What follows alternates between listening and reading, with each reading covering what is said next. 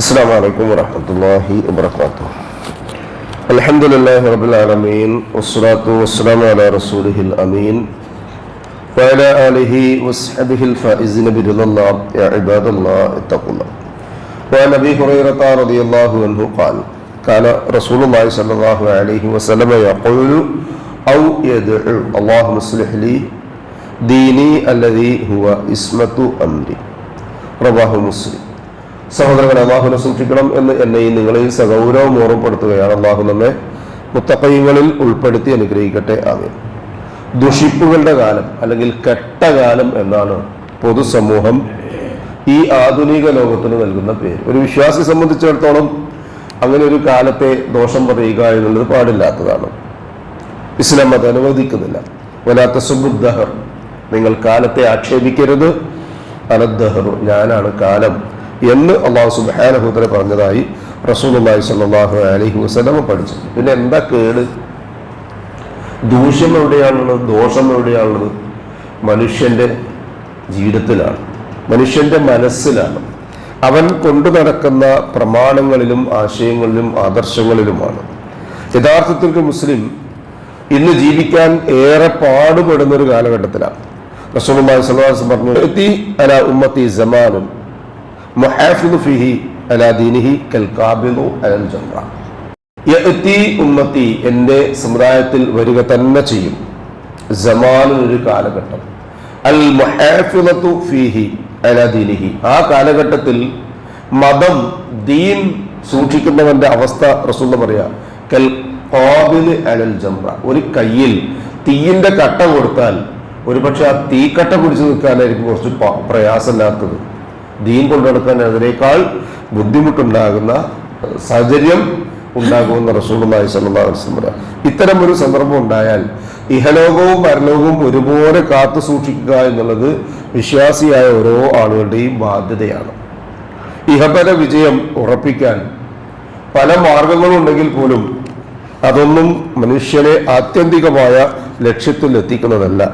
എന്തല്ലാതെ അല്ലാഹു സുബ്ഹാനഹു വ തആലയോട് ആത്മാർത്ഥമായി ദുആ ചെയ്യുകയും അതിന് വേണ്ടുന്ന അവസരങ്ങൾക്ക് വേണ്ടി കാത്തിരിക്കുകയും അത്തരം അവസരങ്ങൾ സൃഷ്ടിച്ചെടുത്ത് അള്ളാഹുവിന്റെ ദുആയ്ക്ക് ഇജാബത്ത് കിട്ടി അവനവന്റെ വ്യക്തിപരമായ, കുടുംബപരമായ, സാമൂഹികമായ സുരക്ഷ ഉറപ്പുവരുത്തുകയും ചെയ്യുക എന്നുള്ളത്. അള്ളാഹുവിന്റെ റസൂൽ സ്വല്ലല്ലാഹു അലൈഹി വസല്ലം അതിന് പ്രത്യേകമായി സമയം കണ്ടെത്തുകയും പ്രത്യേകമായ ദുആ പറയുകയും അത് സ്വഹാബത്തിനെ പഠിപ്പിക്കുകയും ചെയ്തിരുന്നു എന്നുള്ളതാണ് മേൽ ഹദീസിൽ നിന്ന് കാണാൻ പറ്റുന്നത്. അബൂ ഹുറൈറ റളിയല്ലാഹു അൻഹു പറയാം, കാന റസൂലുള്ളാഹി സ്വല്ലല്ലാഹു അലൈഹി വസല്ലം യഖൂലു, അല്ലെങ്കിൽ കാന യദ്ഉ, റസൂലുള്ളാഹി ഇങ്ങനെ പറയും അല്ലെങ്കിൽ റസൂൽ ഇങ്ങനെ പ്രാർത്ഥിക്കും എന്ന് പറഞ്ഞ് പഠിപ്പിച്ച ദുആയുടെ ആദ്യത്തെ ഭാഗം ഇതാണ്, അല്ലാഹുമ്മ അസ്ലിഹ് ലീ ദീനി.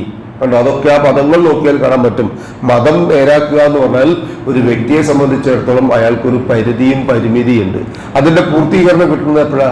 അള്ളാഹുവിന്റെ ഇടപെടൽ ഉണ്ടാകുമ്പോഴാണ്. അതുകൊണ്ട് അള്ളാഹുവേ അസ്ലിഹ്, നീ എനിക്ക് നന്നാക്കി തരണമേ, ലീ, വീണ്ടും പറയാ, അസ്ലിഹ് ലീ ദീനി, എന്റെ മതം, അല്ലദീ ഹുവ ഇസ്മത്തു അംരി, അതാണ് എന്റെ എല്ലാ കാര്യങ്ങളുടെയും പ്രൊട്ടക്ഷൻ, എന്റെ സംരക്ഷണം, സുരക്ഷിതത്വം. അതാണ് മതം നന്നായാൽ മനുഷ്യൻ നന്നായി.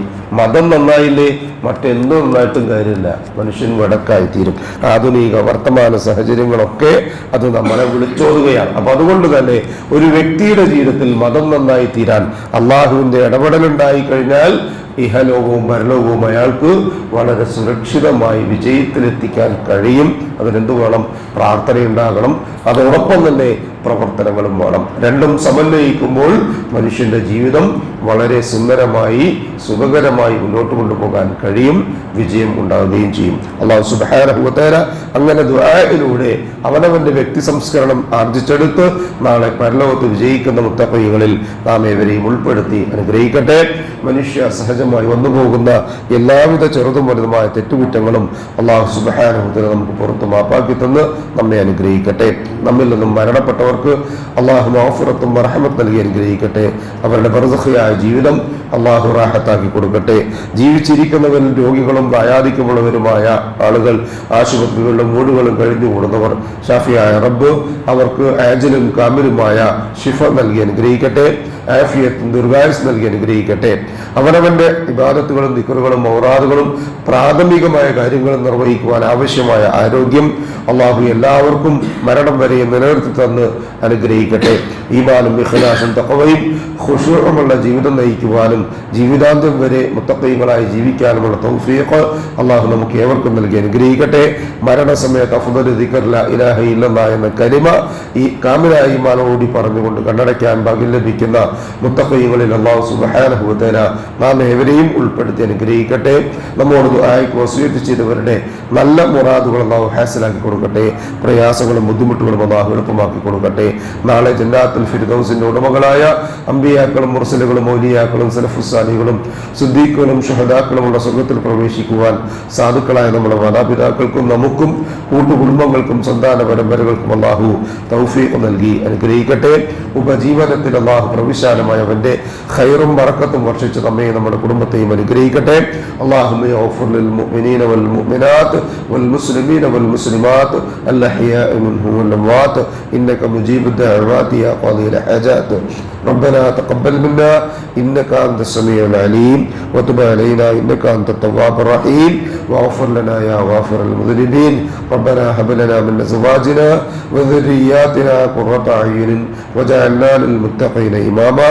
ربنا آتنا في الدنيا حسنة وفي الآخرة حسنة وقنا عذاب النار.